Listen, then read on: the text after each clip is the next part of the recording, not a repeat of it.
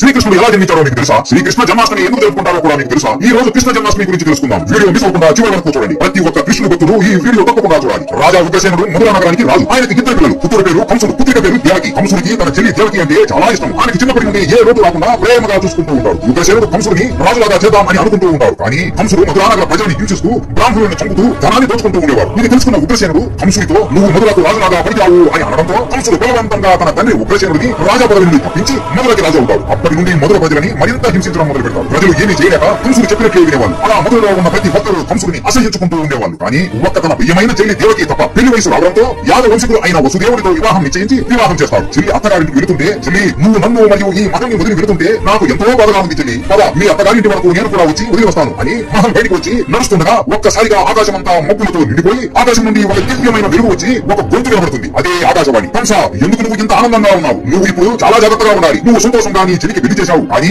నీ చెల్లికి పుట్టబోయే 8వ సంతానమే నీ చావుకి కారణమవుతుంది. జాగ్రత్త కంస, జాగ్రత్త అని ఆకాశవాణి చెబుతుంది. కంసుడు ఆశ్చర్యపోతాడు. నా చెల్లి సంతానం నా ప్రాణం తీస్తుందా? ఇది పరిణాయం అని బాధతో దేవకి వైపు చూస్తాడు. దేవకి నవ్వుతూ, అమ్మా ఇవన్నీ పట్టించుకోకు, నా సంతానం నీ ప్రాణం తీయడం ఏంటి అమ్మా అని అంటుంది. కానీ కంసుడికి మాత్రం ప్రాణభయం మొదలవుతుంది. ఏమో నువ్వు కూడా ఈ ప్రజలందరిలాగా నా చావు కోరుకుంటున్నావేమో, నీ కోరికని నీ బిడ్డ ద్వారా పొందాలి అనుకుంటున్నావేమో, ఎవరికి తెలుసు. అందుకే నిన్ను కూడా ఇప్పుడే చంపేస్తే ఇక నన్ను ఎవరో చంపలేరు అని కోపంతో తన చెల్లిని జుట్టు పట్టుకుని చంపబోతుండగా దేవకి భర్త వసుదేవుడు కంసుడిని అడ్డుకుని కంసుడి కాళ్ళ మీద పడి, బావా దయచేసి నా భార్యని చంపకు, నీకు మా సంతానంతో కదా ఇబ్బంది, నాకు సంతానం కలగగానే ఆ సంతానం నీకే ఇస్తాను, నువ్వు వాళ్ళని ఏమైనా చేసుకో, దయచేసి దేవకిని మాత్రం వదిలే అని పెడుకుంటాడు. కంసుడు కూడా ఆలోచించి ఇది కూడా నిజమే కదా అని, సరే మీకు సంతానం కలగగానే మొదటిగా నా దగ్గరికి తీసుకుని రావాలి అని మాట తీసుకుని, వధులారా వీళ్ళ ఇద్దరికి సంఖ్యలు వేసి మన కారాగారంలో బంధించండి, ప్రతి నిమిషం వీళ్ళని కావలాగా మీరు అందరూ ఉండాలి అని ఆజ్ఞాపిస్తాడు. వధులు వీళ్ళని లాక్కుని వెళ్లి కారాగారంలో పడవేస్తారు. ఆ కారాగారం చాలా భయంకరంగా ఉంటుంది. కారాగారం మొత్తం చిమ్మ చీకటితో నిండిపోయి ఉంటుంది. దేవకి ఏడుస్తూ, ప్రభు నన్ను క్షమించండి, నన్ను పెళ్లి చేసుకుని నా వల్లనే మీరు ఇప్పుడు కారాగారంలో ఉన్నారు అని ఏడుస్తుంది. కానీ వసుదేవుడు మాత్రం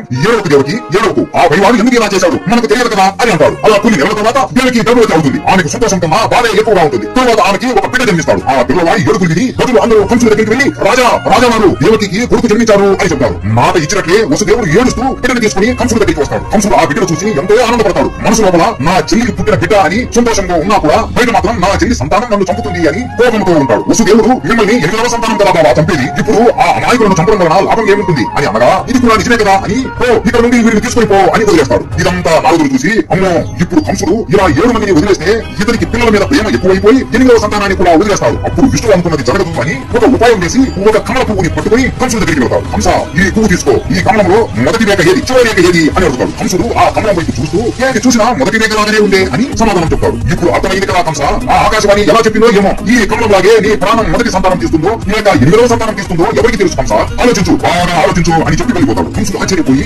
ఆలోచనలో పడి ఇది కూడా నిజమే అనుకుని కోపంతో ఆ కమల పువ్వుని నలివేసి కారాగారంలోకి వెళ్తాడు. వసుదేవుడి చేతుల్లో ఉన్న బిడ్డను తీసుకుని పైకి ఎత్తి గట్టిగా నేలకు వేసి కొడతాడు. అంటే ఒక్క దెబ్బకి పసిపిల్లవాడు చనిపోతాడు. అలా పుట్టిన 7 బిడ్డలని నేలకు కొట్టి చంపుతాడు. చివరిగా దేవకి 8వసారి గర్భవతి అవుతుంది. ఈ వార్త కంసుడు వినగానే భయంతో ఆ రోజు నుండి అస్సలు నిద్రపోలేదు. అలా కొన్ని నెలలు గడుస్తాయి. శ్రావణ మాసం అష్టమి తిరిగి రోజున ఒక భయంకరమైన తుఫాను మొదలవుతుంది. ఆడకుండా ఆ రోజు వర్షం పడుతూనే ఉంటుంది. దేవకి ఈ రోజు నాకు బిడ్డ జన్మిస్తాడు అని అర్థమైపోతుంది. దేవకి వసుదేవుడు ఇద్దరు, కృష్ణుదేవా నువ్వు నా బిడ్డను కాపాడాలి అయ్యా అని వేడుకుంటారు. అప్పుడు కారాగారంలో ఒక దివ్యమైన వెలుగు వచ్చి ఆ వెలుగులో విష్ణువు అక్కడికి ప్రత్యక్షమవుతాడు. మీరు ఏమీ కంగారు పడకండి, స్వయంగా నేనే మీ బిడ్డగా జన్మించి ఈ కంసుడిని హతమారుస్తాను అని మాట ఇచ్చి, ఓ వసుదేవా నువ్వు నన్ను గోకులానికి తీసుకుని పోయి నీ స్నేహితుడు నందుడికి కూడా ఈ రోజు ఒక బిడ్డ పోతారు, ఆ బిడ్డని ఇక్కడికి తెచ్చి నన్ను అక్కడ పెట్టు అని చెప్పి వీరిద్దరిని దీవించి అక్కడి నుండి వెళ్ళిపోతాడు. అలా కొంత సమయానికి దేవకి బిడ్డ జన్మిస్తాడు. ఆ పిల్లవాడు ఎంతో అందంగా ఉంటాడు. నీరు రంగుతో అచ్చం విష్ణువులాగా ఉంటాడు. అందరి పిల్లలలాగా కాకుండా ఆ బిడ్డ అస్సలు ఏడవకుండా ఇద్దరు వైపు చూస్తూ ఉంటాడు. ఇక ఆలస్యం చేయకూడదు, ఈ బిడ్డని గోకులానికి తీసుకుని వెళ్ళాలి అని వసుదేవుడు అనుకుంటాడు. వెంటనే ఆ కారాగారంలో ఉన్న తలుపులు దానంతదే తెలుసుకుంటుంది. అక్కడ ఉన్న సైనికులు అందరూ కళ్ళు తిరిగి మైకంలో పడిపోతారు. అలాగే ఎన్నో రోజుల నుండి నిద్రపోకుండా ఉన్న కంసుడు కూడా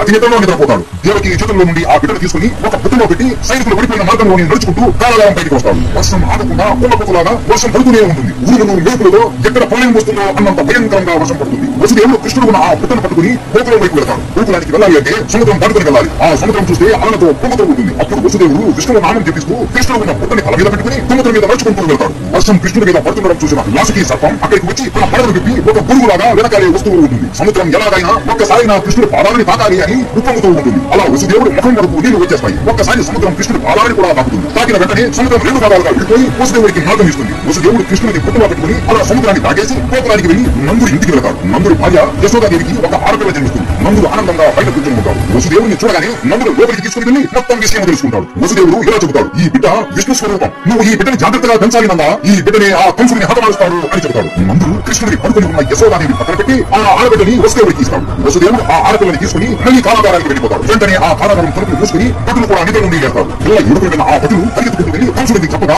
కంసుడు పరిగెత్తుకుంటూ కారాగారానికి వస్తాడు. ఎక్కడ ఆ బిడ్డ అని దేవకి అనగా, అన్నా నాకు పుట్టింది ఒక ఆడపిల్ల, దయచేసి ప్రాణభిక్ష పెట్టు అని ఎంత వేడుకున్నా కూడా కంసుడు వినకుండా ఆ ఆడపిల్లని తీసుకుని గట్టిగా నవ్వుతూ ఈ ఆడపిల్ల నా ప్రాణం తీస్తుందా అని నేల మీదకి గట్టిగా విసురుతాడు. కానీ ఆ బిడ్డ కింద పడకుండా గాలిలోనే ఉంటుంది. ఆ బిడ్డ నుండి దివ్యమైన వెలుగు వచ్చి ఆ బిడ్డ దుర్గాదేవి లాగా మారిపోతుంది. ఒరే కంస, చిన్న పిల్లలు అని కూడా చూడకుండా 7 మంది పసికలను అన్యాయంగా చంపేశావు. ఇప్పుడు కూడా ఒక ఆడపిల్లని చంపబోయావు. నువ్వు చంపే అతను ఎప్పుడో పుట్టేశావురా. ఆ బిడ్డ సురక్షితంగా గోకులంలో ఉన్నాడు. నువ్వు అతన్ని ఏమీ చేయలేవా? అతని చేతుల్లోనే నీ చావు రాసి పెట్టిందిరా అని దుర్గాదేవి అక్కడ నుండి వెళ్ళిపోతుంది. అది వినగానే కంసుడు భయంతో వెళ్ళిపోతాడు. ఇక కంసుడికి ఏం చేయాలో అర్థమవు. ఎలాగైనా అతన్ని హతమార్చాలి అని నిర్ణయించుకుంటాడు. కంసుడు కృష్ణుడిని చంపడానికి శక్తివంతమైన రాక్షసుల కోసం వెతుకుతూ ఉంటాడు. ఇలా జన్మిస్తాడు మన శ్రీకృష్ణుడు. కృష్ణుడు జన్మించిన ఈ రోజుని ఇప్పుడు మనం శ్రీకృష్ణ జన్మాష్టమి లాగా ఆచరించుకుంటాం. ఈ రోజు ప్రతి ఒక్క ఇంట్లో వెన్న తయారు చేసి కృష్ణుడికి అర్పిస్తారు. ఈ రోజు కృష్ణుడికి మనం పూజలు చేసి ప్రేమతో వెన్న పెడితే ఆయనే స్వయంగా మన ఇంటికి వచ్చి ఆయన ఇష్టమైన వెన్న తిని మనల్ని దీవించి మనం కోరిన కోరికను తీరుస్తాడు అని అంటారు. మీకు మరియు మీ కుటుంబ సభ్యులకి శ్రీకృష్ణ జన్మాష్టమి శుభాకాంక్షలు. కృష్ణుడు అంటే మీకు ఇష్టం ఉంటే జై శ్రీకృష్ణ అని కామెంట్ చేసి ప్రతి ఒక్కరికి ఈ వీడియో షేర్ చేయండి. జై శ్రీకృష్ణ.